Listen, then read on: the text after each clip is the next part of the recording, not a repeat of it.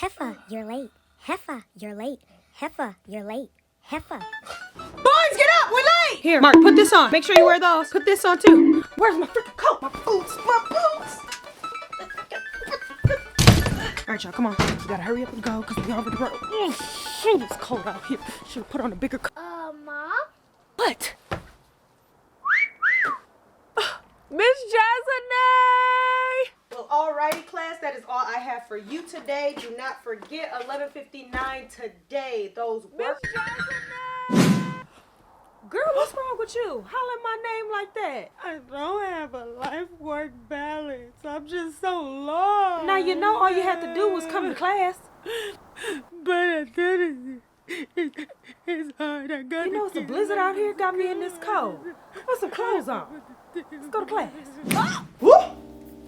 Hey, girl. I came in like that too. Did you yell her name? Yeah, she don't like that. She don't like that. She got a little sensory problem. Something with her ears. She helped me with my mom. Now, come on out here, Lakeisha. She got too many distractions already. She don't need you to add to Yes, Miss it. Jasmine. Creating what I like to call life-work balance is crucial if you do not want to feel like you're about to lose your mind. Not thinking you need a life-work balance is the problem right there. And if you don't believe me, look. I want some sloppy. Bae, What is it? I want some sloppy. You know what I want? And I ain't talking Joe. You get it? You got my little punchline? You know what I want? What? You to take your son. Here. Why you always, Maybe later. Oh my God, bro. There you go. I'm done with this. Every time I ain't ask you no more. Please don't. What, really? Really? Ooh, and child, it get worse. Look.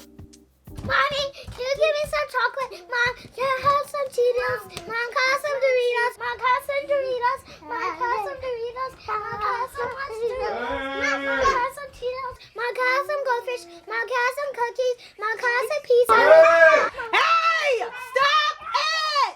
Dang, I can't get nothing done with y'all in here! Get out! Get out! Get out! Get out! Get out! Get out! Get out! Get out! See, I told you, you got you a bad attitude because you don't have balance. Let's get balance. So tip number 1, create a schedule. Creating a schedule is the key to getting this thing right. It is the structure for your balance. A schedule holds you accountable and it also helps you set boundaries. And it helps you cut the fluff. What the fluff is she talking about? The fluff are those unaccounted for hours where you should be the most productive, whether that's at work or with family. It's giving 100% to the area that is the most important at that time. And the way that I like to do this is by time blocking. But not only that, I like to set alarms too. And this lets me know that my time is being used properly. Now class, I'm gonna pass around my time block schedule so that it'll help you get some more ideas for yours. Can you stop it with the gum? Well, excuse me, honey. Ugh, you got a sensory problem too? Okay. And tip number 2, limiting your distractions. Now, the first thing we need to do when we get to this step is acknowledging that we have distractions and categorizing them in the proper categories. Unhealthy distractions versus healthy distractions. And under each of these categories, we're going to write down our triggers. What causes this distraction to happen and what does this do when I get distracted? For an example, under the category of healthy distractions, I'd like to list family, friends, even work. Sometimes work can be a healthy distraction. And on the other hand, a trigger of an unhealthy distraction is anything that is keeping you from focusing your attention on where it truly needs to be. And at that point, it's time to create discipline.